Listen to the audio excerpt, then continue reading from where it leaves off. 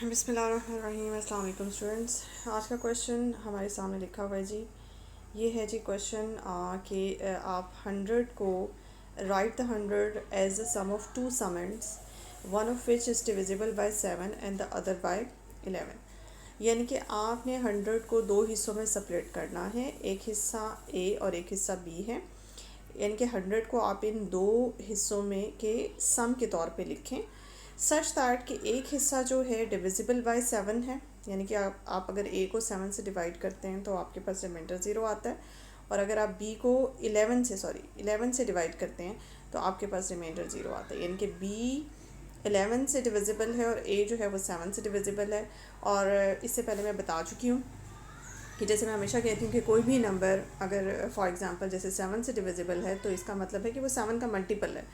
इसी तरह से सिंपल तरीका है उस नंबर को बनाने का कि अगर आप वो नंबर 11 का मल्टीपल बना देंगे तो वो 11 से डिविजिबल होगा, और अगर आप 7 का मल्टीपल बनाएंगे, वो नंबर इस फॉर्म में लिखेंगे तो वो फिर 7 से डिविजिबल होगा। तो इसकी जो रेलेवेंट बेसिकली ये डेफिनेटाइन इक्वेशन का इक्वेशन है, तो इससे जो रेलेवेंट डेफिनेटाइन इक्वेशन आपकी बनती है वो ये बनती है कि एक ही जगह हम लिखेंगे 7 into x, x is any positive may be any integer.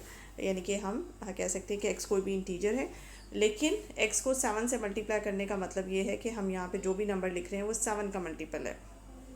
और साथ ही साथ b की जगह हम लिखेंगे 11x, यानी कि b की जगह जो भी नंबर है चूँकि वो 11 से डिविजिबल है, तो इसलिए हम उसे 11 का मल्टीपल लिखेंगे, 11y सॉरी।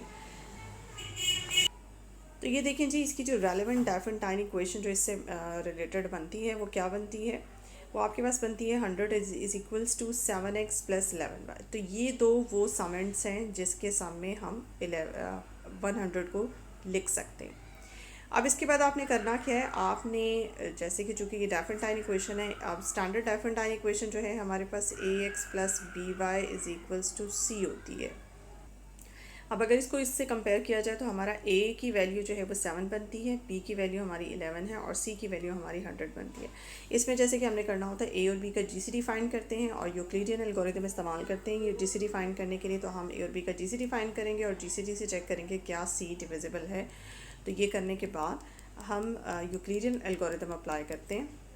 ये देखिए जी, यूक्लिडियन एल्गोरिथम आपने अप्लाई किया जी 7 और 11 पे, ठीक है। तो आपने क्या किया, 11 को जाके 7 से डिवाइड कर दिया, तो आपके पास जो इक्वेशन बनती है डिवीजन एल्गोरिथम से वो आपके पास ये बनती है। उसके बाद आपने इस 7 को जो आपका डिवाइज़र था इस रिमाइंडर से डिवाइड कर दिया। नेक्स्ट इक्वेशन आपके पास ये आपके सामने लिखी हुई है। इसी तरह से फिर आपने 4 को 3 से डिवाइड किया, यानी कि नेक्स्ट आपने डिवाइज़र को इस रिमाइंडर से डिवाइड किया, तो आपके पास नेक्स्ट इक्वेशन ये बनती है।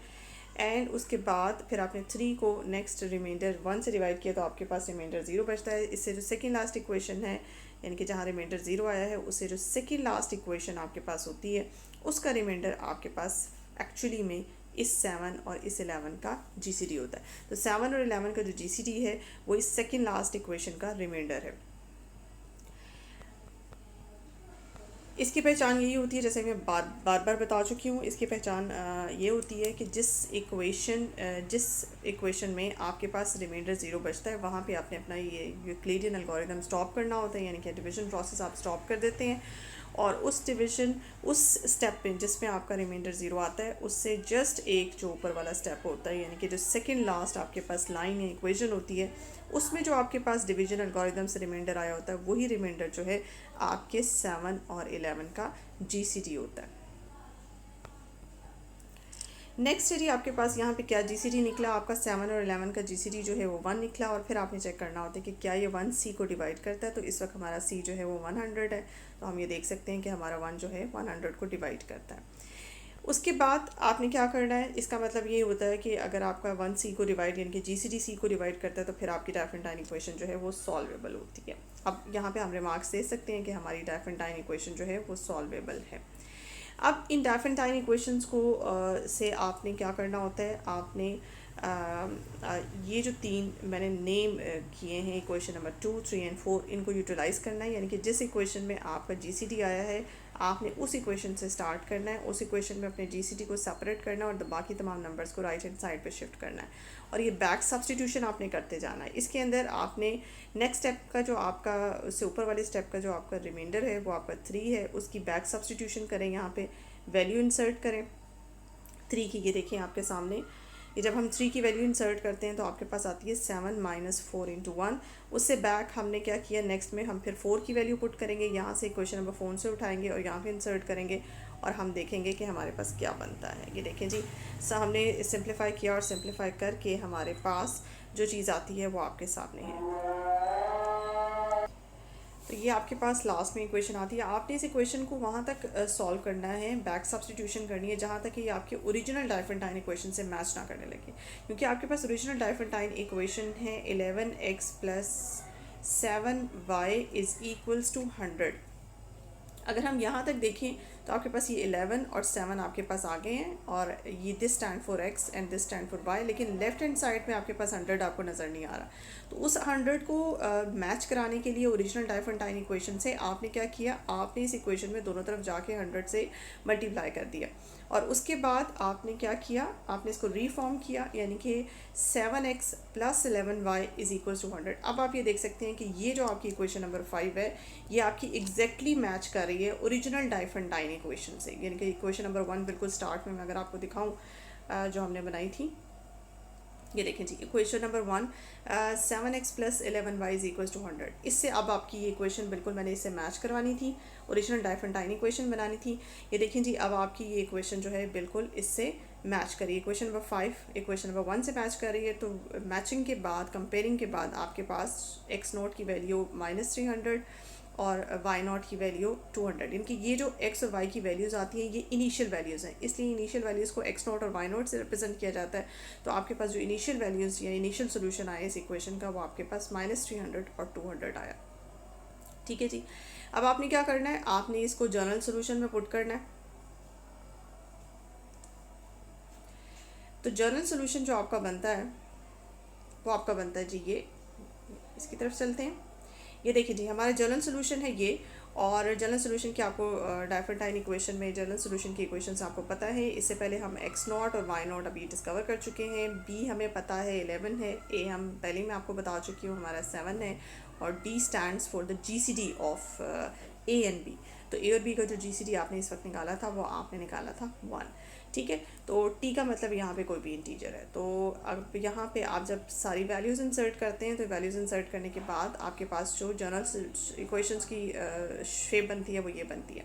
अब इसमें आपने t को ऐसा सेट करना है जिससे आप x प्राइम और y प्राइम की least positive integral values attain कर सकें। तो हमने यहाँ पे देखा कि अगर हम t को -28 सेट करते हैं तो हमारे पास x प्राइम और y प्राइम ये आता है। x प्राइम की वैल्यू आती है 8 और y प्राइम की वैल्यू आपके पास आती है 4। ये वो लीस्ट इंटेग्रल वैल्यू हैं जो t को -28 सेट करने से आती हैं। अब ये जो लीस्ट इंटेग्रल वैल्यूज़ आई हैं इनको रीशेप करके आप इन्हें इनिशियल वैल्यूज़ कह दें, इनको आप कहेंगे कि ये आपके पास x नॉट और y नॉट है। अब हमने अपने x नॉट और y नॉट को शेप कर दिया, या आपके पास रीसेट कर दिया। x नोट और y नोट को रीसेट करने के बाद आपके पास जनरल सोल्यूशन की जो आंसर आएगा वो भी रीफॉर्म हो जाएगा। अगर आप जनरल सोल्यूशन देखें तो यहाँ -300 के बजाय आप लिख सकते हैं 8, और यहाँ 200 के बजाय आप y नोट की वैल्यू 4 इंसर्ट कर सकते हैं। लेकिन इनफैक्ट यहाँ पे हमारा जो टारगेट है वो हमारा टारगेट है कि हमने 100 के समेंट्स फाइंड करने हैं। ये जो दो वैल्यूज़ आई हैं फौरी तौर पे हम इन्हें इस्तेमाल करेंगे, इन्हें यूटिलाइज़ करेंगे, और यूटिलाइज़ करने के बाद हम ये कह देंगे कि हमारे पास बेसिकली 100 को हमने दो समेंट्स में लिखना था, यानी कि 7x प्लस 11y की फॉर्म में लिखना था। तो x और y की जो a की वैल्यू आई है हमारे लिए वही काफ़ी है। a की पेयर ऑफ सोल्यूशन अगर हम फौरी तौर पे आंसर में दे देते हैं तो वही हमारे पास काफ़ी है। और वो क्या है, x की जगह जब आप 7 पुट करते हैं, 8 पुट करते हैं तो 7x का आंसर आता है 56, और y की जगह जब आप 4 पुट करते हैं तो आपके पास 11y का आंसर आता है जी 44। यानी कि 100 को 56 प्लस 44 के समेंट में लिखा जा सकता है, और 56 7 से डिविजिबल है जबकि 44 11 से डिविजिबल है। तो ये आपके रिक्वायर्ड समेंट था। अब इसमें जनरल सोल्यूशन जैसे कि मैं हमेशा बनाया करती हूँ, अपने इनिशियल सोल्यूशन के बाद जनरल सोल्यूशन बनाती हूँ और उसको रिफॉर्म करती हूँ। तो यहाँ पे ऐसे जनरल सोल्यूशन की ज़रूरत नहीं थी, आपको सिर्फ एक pair of solution he answer के तौर पे चाहिए था, तो आप वो कर सकते हैं। अगर आप चाहें ज़्यादा पेयर ऑफ सोल्यूशंस बनाना तो आप इसको ये जो अपने रीशेप किए हैं इनिशियल वैल्यूज़ को, इनको जाके अपने जनरल सोल्यूशन में यहाँ इंसर्ट कर सकते हैं। जैसे कि मैंने आपको पहले बताया, तो वो ऑल पॉसिबल पेयर ऑफ समेंट्स आपके पास आ जाएंगे जो कि 100 के समेंट्स होंगे।